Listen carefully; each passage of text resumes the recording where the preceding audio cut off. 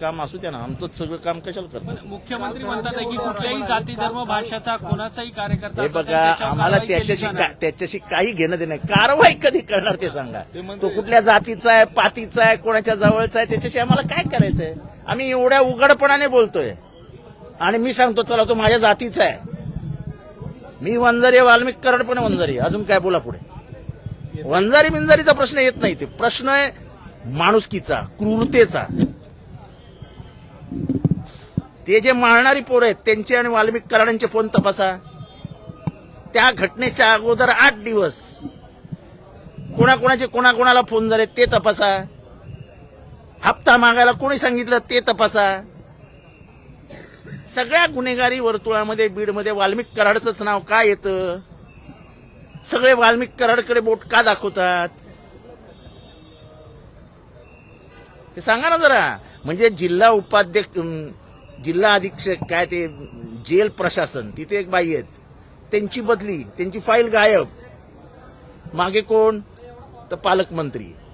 हे सगळंच जर पालकमंत्री ह्या पद्धतीने चालवणार असतील तर बीडला महाराष्ट्रातनं एक वेगळं जिल्हा म्हणजे राज्य प्रशासन करा ना.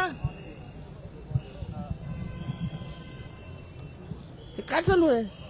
साहेब, भुजबळांची पण नाराजी पाहायला मिळते. आज ते नाशिकमध्ये समता परिषदेच्या कार्यकर्त्यांचा मेळावा घेतला. भुजबळांची नाराजी रास्त आहे. एखाद्या माणसाला वापरून फेकून देणं बरोबर.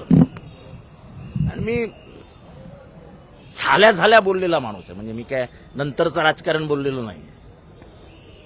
आणि मी काल हेही लिहिलं की पवार साहेबांच्याकडे आल्यापासून त्यांना पवार साहेबांनी तळहाताच्या फोडाप्रमाणे सांभाळलं. 90 मंडळ आयोगाचं झाल्यापासून.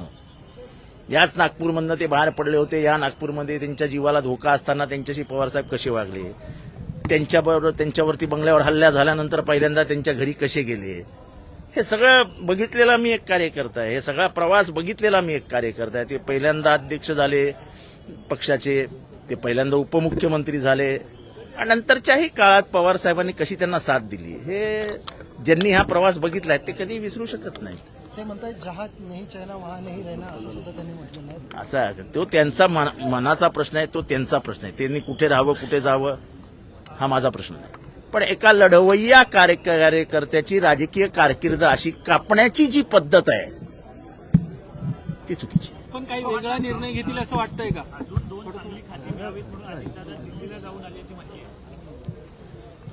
ते कुठे जातात, कधी जातात, काय करतात याच्याशी मला काय करायचं? तुम्हालाही काय करायचंय? मला त्यांना कुठलीही खाती मिळतात, मला काय करायचंय? खात्यांवरून वाद अजूनही सुरू आहे. हो, पण मला काय करायचंय? विस्तार झाला मात्र कुठेतरी खाते वाटप झालं नाही, कसं बघताय? बिन खात्याचे चालेल, होतं हो, काय त्याच्यामध्ये 5 वर्ष आहेत हातात. 4थ्या वर्षी करतील ना. तुम्हाला काय सरकार चालल्याशी मतलब आहे ना. वाल्मिक कराडांना स्थानिक नेतृत्व किंवा स्थानिक मंत्री पाठीशी घालतायत. अजून मी किती वेळा सांगू मी हे? पहिल्या दिवसापासून बोलतोय मी हे. Thank you sir.